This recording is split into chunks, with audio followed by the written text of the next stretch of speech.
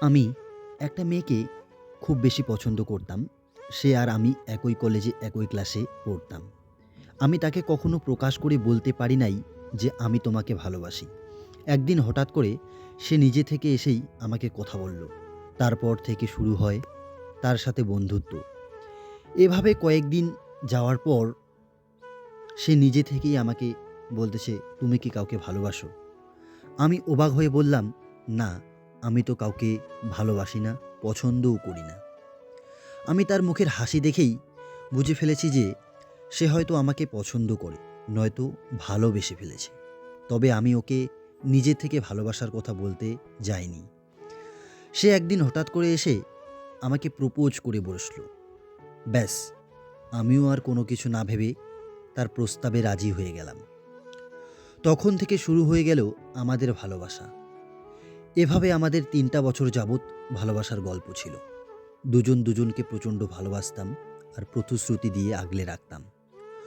ও আমাকে কথা দিয়েছিল যে মরে গেলেও অন্য কাউকে বিয়ে করবে না।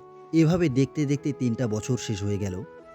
মানুষটাকে যতই ভালোবাসি ততই ভালোবাসতে ইচ্ছে করে। ওর মধ্যে যে এমন কি ছিল যে ৩টা বছর ওকে দেখতে দেখতে খুব দ্রুত শেষ হয়ে গেল।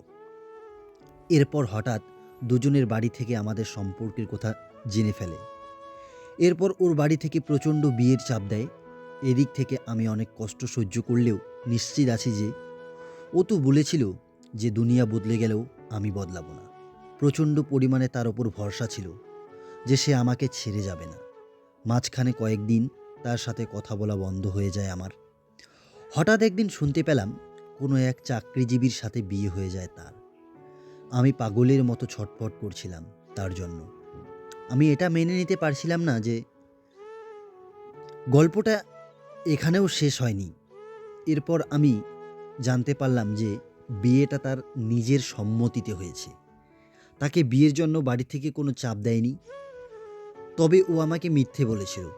আমি একটা জিনিস অবাক হই যে সে আমার সাথে ৩টে বছর অভিনয় করল। সে আমার এতটা কাছে আসলো, এতটা ভালোবাসালো, আবার সেই আমার জীবনটাকে লণ্ডভণ্ড করে দিল। সবকিছুই কেড়ে নিল।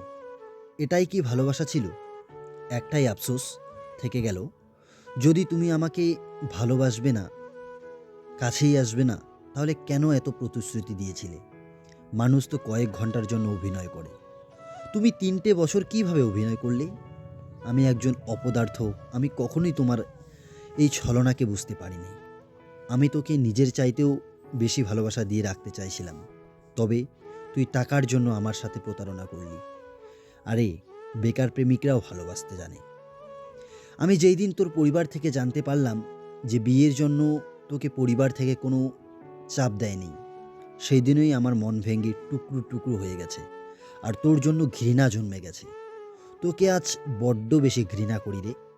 আমি মেনে নিতে পারছি না যে তোর মতো বেঈমান আর বিশ্বাসঘাতক একটা মানুষকে ভালোবেসেছিলাম আমি।